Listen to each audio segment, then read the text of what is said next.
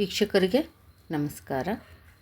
ಬೆಟ್ಟದ ನೆಲ್ಲಿಕಾಯಿ ಅಂದರೆ ಒಂದು ಆರೋಗ್ಯಪೂರ್ಣವಾದ ಒಂದು ಕಾಯಿ ಅಂತಲೇ ಹೇಳ್ಬೋದು.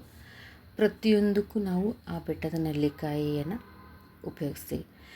ಅಡುಗೆಗೂ ಉಪಯೋಗಿಸ್ತೀವಿ, ದೀಪ ಹಚ್ಚಿ ದೇವ್ರ ಮುಂದೆ ಪ್ರಾರ್ಥನೆ ಮಾಡೋದಕ್ಕೂ ಉಪಯೋಗಿಸ್ತೀವಿ.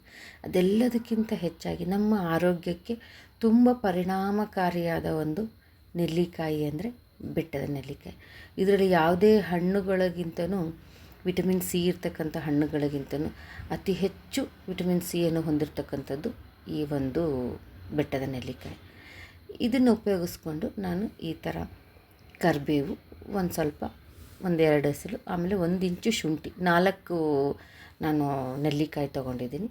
ಈ ಥರ ಎಲ್ಲ ಮಿಕ್ಸಿ ಮಾಡಿಕೊಂಡು ಅದನ್ನು ಶೋಧಿಸ್ಕೊಂಡು ನೋಡಿ, ಈ ಥರ ಐಸ್ ಕ್ಯೂಬ್ಸ್ಗೆ ಹಾಕ್ಕೊಂಡು ಟ್ರೇಗೆ ಇಟ್ಕೊಂಡು ನೀವು ಬೆಳಗ್ಗಿನ ಒಂದು ಡ್ರಿಂಕ್ಗೆ ಅರ್ಲಿ ಮಾರ್ನಿಂಗು ಈ ಥರ ಹಾಕ್ಕೊಂಡು, ಇದಕ್ಕೆ ಬೇಕಿದ್ರೆ ನೀವು ಸಬ್ಜಾ ಸೀಡ್ಸು ಅಥವಾ ಚಿಯಾ ಸೀಡ್ಸ್ ಸಹ ಹಾಕ್ಕೋಬೋದು.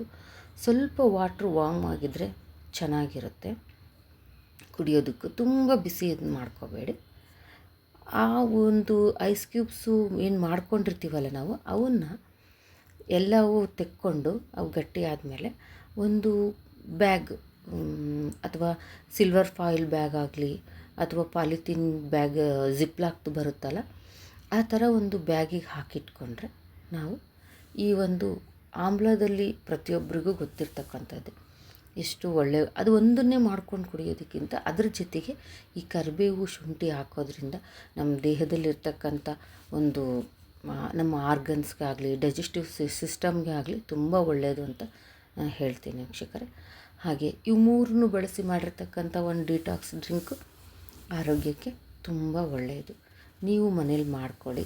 ಹೇಗೆ ನಾವು ಆರೋಗ್ಯನ ಚೆನ್ನಾಗಿ ವೃದ್ಧಿ ಮಾಡ್ಕೋಬೋದು ಅಂತ ನಾನು ಈ ಒಂದು ನೆಲ್ಲಿಕಾಯಿಯಿಂದ ಮಾಡಿ ತೋರಿಸಿದ್ದೀನಿ ವೀಕ್ಷಕರೇ. ಪ್ರತಿಯೊಬ್ಬರು ಯೂಸ್ ಮಾಡಿ. ನೆಲ್ಲಿಕಾಯಿ ಸಿಕ್ಕರೆ ತುಂಬ ಒಳ್ಳೆಯ ಒಂದು ಡ್ರಿಂಕ್ ಅಂತಲೇ ಹೇಳ್ತೀನಿ. ಹಾಗೆ ನಮ್ಮ ಚಾನಲ್ಗೆ ಹೊಸಬ್ರಾಗಿದ್ದರೆ ಸಬ್ಸ್ಕ್ರೈಬ್ ಮಾಡಿಕೊಂಡು ಶೇರ್ ಮಾಡಿ, ಲೈಕ್ ಮಾಡಿ ನಮ್ಮ ಚಾನಲ್ನ. ಮತ್ತು ಒಳ್ಳೆಯ ವಿಡಿಯೋದೊಂದಿಗೆ ನಿಮ್ಮ ಮುಂದೆ ಇರ್ತೀನಿ ವೀಕ್ಷಕರೇ. ಧನ್ಯವಾದಗಳು.